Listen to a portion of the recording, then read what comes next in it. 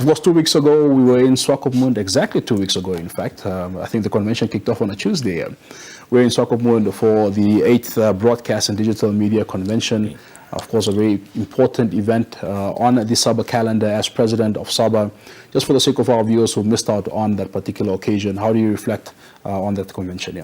Yeah, no, thank you very much. I think the event was a huge, resounding success, because also just from the level of participation from within SADC on the continent and beyond, we've actually outdone ourselves, because we had to go back, just look at what was happening, and with our partner Broadcast Media Africa through the CEO and founding member, Mr. Benjamin Pierce, we went through this. I think we were very, very, very happy with what we've achieved, because the topics that were engaged were really as such that even the participants, as we were proceeding, were saying that this thing is so great. It really worked well. Very much indeed. Of course, a key aspect, of such events, such conventions, is of course to compile a report of sorts, look at some of the immediate deliverables and over the longer term as well.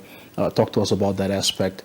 What are some of the more immediate deliverables from that convention? Between myself, the Acting Secretary General, and with the support from BMA, we are busy putting that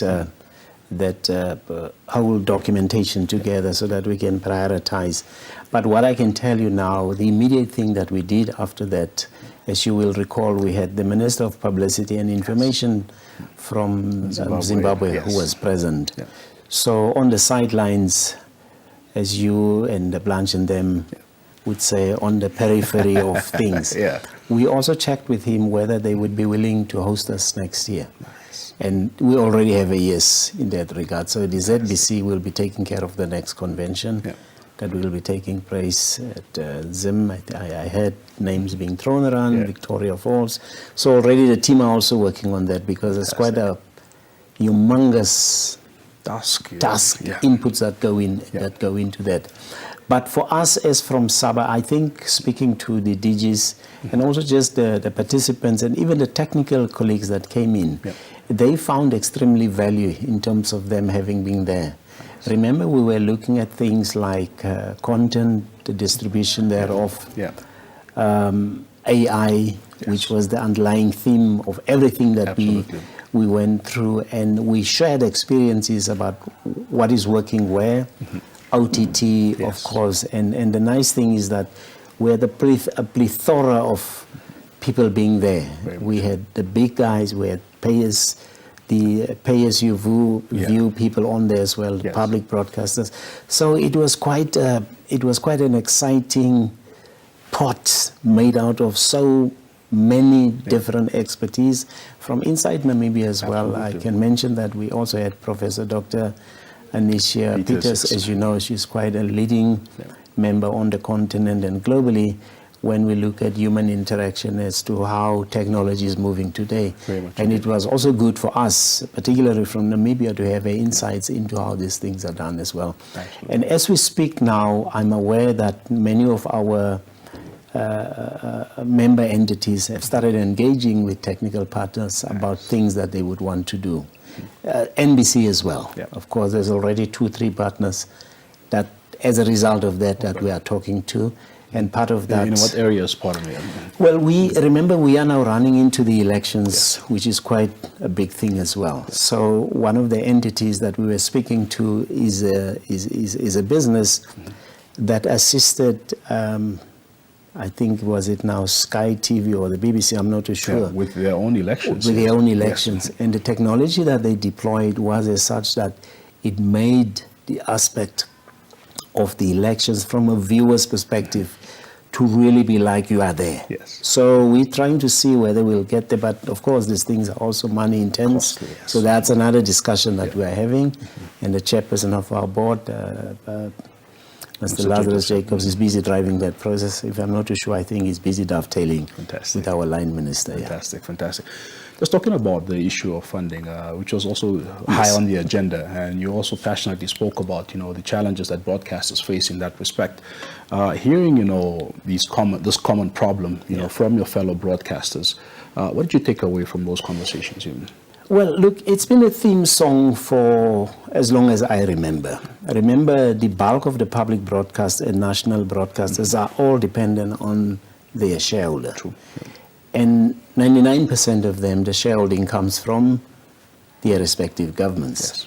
Now, and as I was saying, democracy in terms of where we are is a very expensive commodity to have.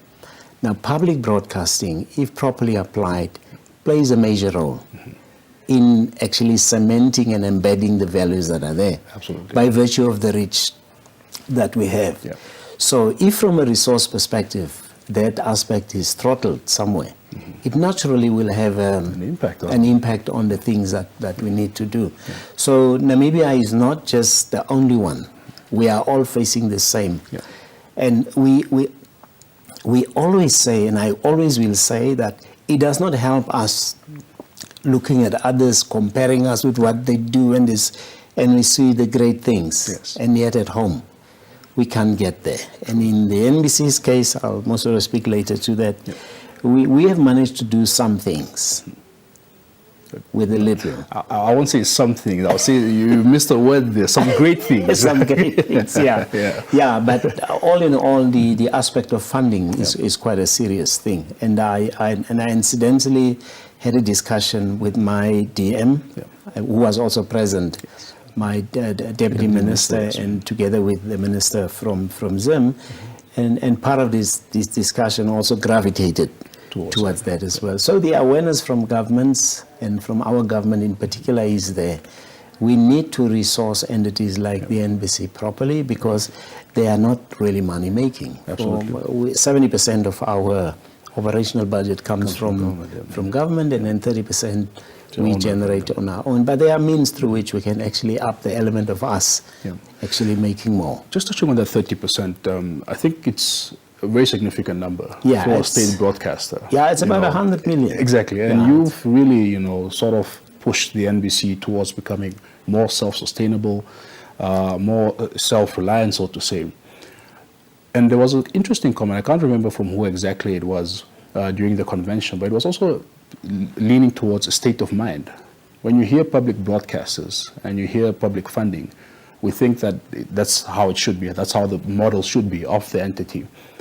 Why was that so important for you as Director General when you came in to say, look, although we are a public broadcaster, there is still potential for us to actually run this like a business, a profit-making business?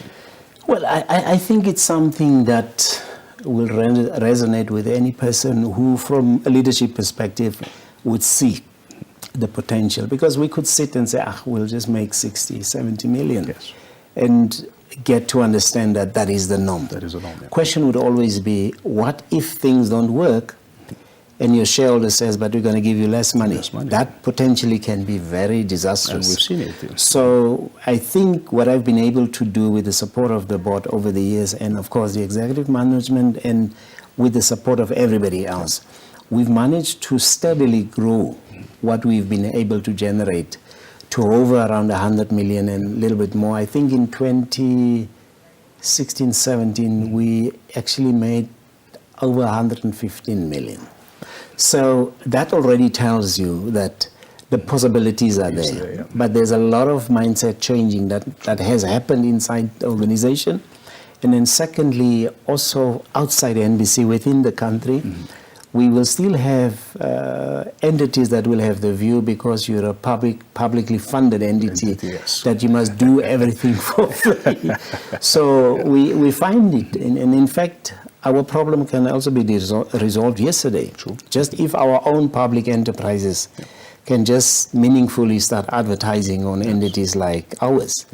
Then the equation will change like in yesterday, not even talking about the private businesses as well. So that trajectory is still on course. I believe that we are slowly getting there. And also, what is important, you will remember at a time when I came, we found the NBC really in bad shape. So its brand value was like in tatters. But we've slowly been able now to rebuild the do things that works, even to the extent of satisfying, I think, the shareholders as well. Just about a week or so back, we managed to get 353 million being written off in terms of penalties and interest. Yeah. That's very significant. Absolutely. Very significant. Very much indeed. Talking about the NBC brand, of course, we've been building on that brand and continue to do so, but we're also heading into a very important time, which is, of course, the election period. Let's talk to us about the approach of the NBC as far as these elections are concerned.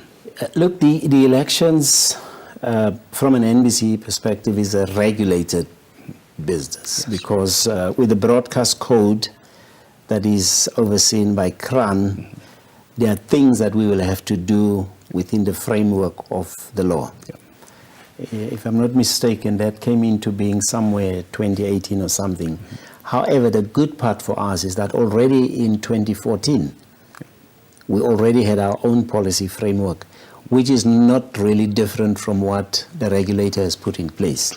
So having said that, we are regulated as to how we should be covering the elections. Yes. And part of what will be happening is that I'm hoping within the next 3 to 4 days, we will be meeting with the political parties that were announced on the 16th of October by the ECN. Yep. So we will take all of them. We will draw up a schedule that will seek to indicate that, to say that because there's an X number of parties, we are able to cover so many rallies. We are able to give you so much of airtime within the resources that we have. And that is what we refer to as free, equal airtime. And we've seen that already with the many manifestos. Yes, I'm going to come to that. But on the manifestos, we took a position to say the manifestos are forming, in a way, the bedrock of what parties stand for. Because that is what will convince me as to who I should go vote for.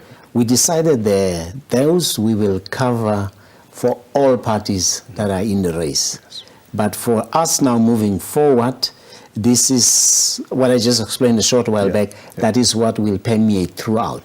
However, for those that will feel that whatever NBC will be providing is still not enough, they will have the opportunity to procure additional airtime, and there we will be clear to state that this is been paid for. So that, but at least from an element of fairness and equity, everybody else will get that, and that's a position that I'm hoping to communicate within the next 2 to 3 days with all the political parties. Fantastic. Aside from that, of course, the NBC holds a mammoth task, a mammoth mandate of, continuously bringing these developments to the nation on election day as well, of course, the big day itself, A good point that you are raising. I mean, even outside what I've just said, and also latching on to the point that you are doing, within our general programming now, we've also gravitated the bulk of what we do to be elections focused, because we sit with the task where we must get the ordinary Namibian to be able to follow and understand what this is. So when we invite people to come and be part of our processes, we really expect them to come.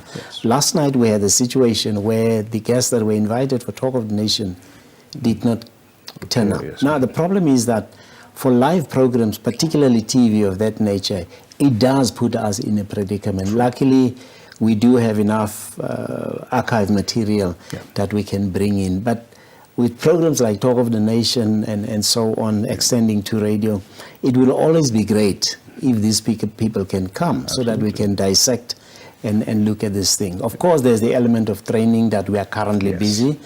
All our journalists that will be involved in reporting on this are currently going through a vigorous training process. It will be taken to the regions as well. We also had the opportunity of sitting with the EC, and they came to see us, also telling us exactly what their plans were. The one that is now outstanding is the interaction now with the parties, where we will explain as to how these things will do. I think in terms of us, we're good to go. The only worry that I'm having at the back of my mind will be up to what level will we be able to cover the elections. Remember, we need to go countrywide. And that's where the resource element is coming in. But between myself, the board, through the chairperson, we are busy addressing that. I've raised this also with our executive director in our ministry, Dr. Odrin Mate, and he's also trying to see the best that he can do on that score. So we're looking at a number of centers, a number of stations. Of course, around the country. of course. Remember, countrywide, NBC has also offices as well. Yeah. If I'm not mistaken, we've identified, I think, Swakop, Oshakati, if I'm not mistaken, Katima, Mulilo, Keetmanshoop, yeah. And depending on the resources that we'll be getting, we might broaden the base as well. Because we will try and be everywhere where we are. And you know, with the KiloView technology, we literally can be in all areas, also provided that bandwidth from an internet provision perspective is there. Yes. Talking about technology, of course, I just came from Studio 2. Major upgrades happening there. Just quickly before we let you go, Mr. Similo, just as far as you know, the adoption of the latest technologies in the also thanks to our government through our line minister into Treasury, and then also the National Planning Commission as well, and our former ministers. I'm looking at people like Stanley Similo, former Minister Toya, Dr. Mushelenga, and now we have Minister Emma Theophilus. They have all been instrumental in making sure that from a capex perspective, that we get a bit of money, and that's what we've been fusing in. And the beautiful thing is that the shed the warehouse that we've been having here. It's been converted. It will mostly be one of the biggest studios that we're having. And currently we are running programs like Good Morning Namibia, and them are running from there. Studio 2 is currently undergoing major overhaul because there's new technology that's coming in. From radio, some studios are in the process of being upgraded. From a final control television perspective, things are happening. Next year, all things being equal, the television side, we should be having at least 7 to 8 full HD channels running as well. So there's so many things that are happening. And then, of course, content. That has also grown. I mean, Namibia Connect. We don't need to go far. Situation critical. In the community. You mentioned it here. Wheels of Justice. Inside the chambers.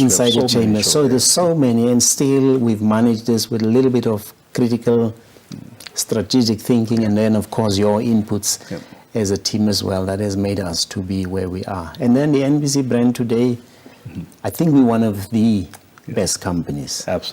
Best companies. Of course, we have still a few things on the audits that we are cleaning. It will take a year or so.